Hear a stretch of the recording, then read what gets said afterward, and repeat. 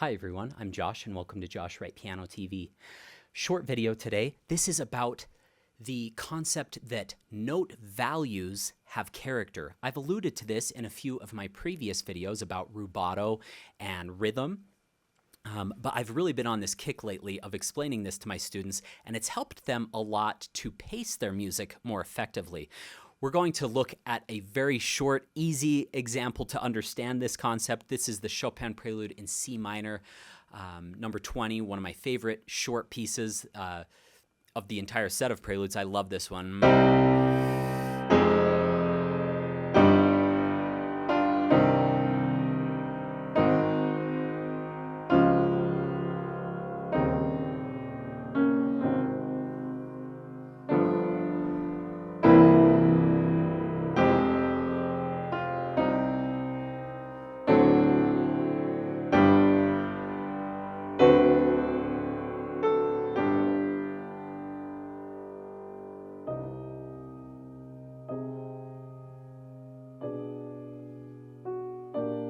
Such a gorgeous piece. I was teaching this to one of my students, awesome adult student who is making great progress in his studies, and we were talking about how a short valued note carries the character of momentum, and how dotted notes or longer notes like quarter notes or certainly the whole note at the end of the piece carry a more held back and character of stasis. This is such an obvious concept. Of course, the quarter notes are longer and the 16th notes that follow the dotted eighths.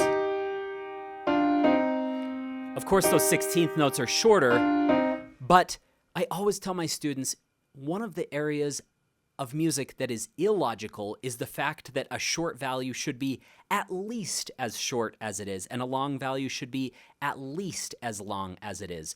So we tend to polarize those note values. So this has a tendency to be broad and lengthy. Now let's subdivide. Very important to do this when you're first starting out.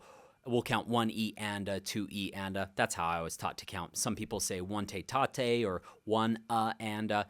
I don't care what you do, but we're just going to subdivide the beats into 4 subdivisions.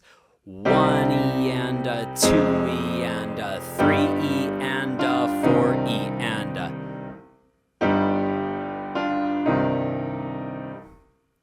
That doesn't have the same momentum that we had the first time.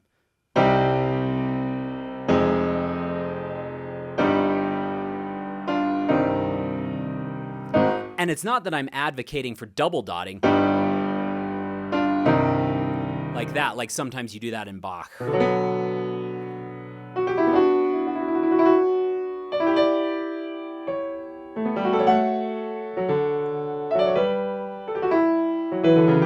That's from the French Overture, my favorite Bach suite that he wrote. Such a great piece. And we're purposely double dotting that. So we're taking the dotted eighths followed by 16ths. We're going to double dot that, and we're going to turn the short value into a 32nd. I'm not advocating that you do that in this Chopin piece because I think it'll sound awkward. And 1 E and that'd be too fast, but it's not. That's kind of lazy and slow, and it kind of sounds uncared for, whereas that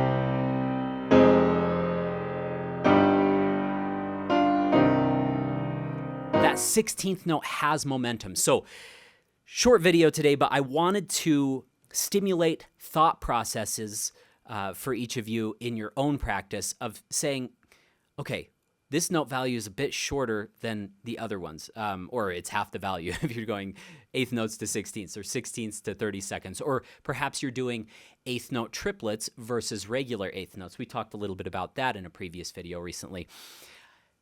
How does that affect the character of the piece? What is the composer asking me to do with these shorter note values? Of course, I'm going to play them shorter, but what is the character? I think that you'll find that this very obvious piece of information, and the kind of duh, Josh moment of, yes, we know that's a shorter note. We know this is a longer note. But when you dig a little bit deeper and you start to think about the character of a given note, a lot of insight about the composition and how you can interpret it may come to light. So I hope that's been helpful. Again, I'm on a kick with this, but I found that it helps students so much in the lessons that I've been teaching lately that I wanted to share it here publicly as well. So I hope this has been helpful. If any of you have any questions, my email is josh@joshwrightpiano.com. If you wouldn't mind doing me a big favor and hitting that subscribe button and the like button, I'm absolutely terrible about asking for that at the beginning of the video. So if you've made it this far, please do me a favor and hit those two so that this information could be shared with as many pianists around the world as possible, which is the goal of this channel. I will also leave a few links for my paid courses if you'd like to go even deeper than this channel goes over. Those are called Pro Practice and the VIP Masterclass series, one of them featuring long, full-length videos on pieces. I have a Pro Practice video on this C minor Chopin Prelude.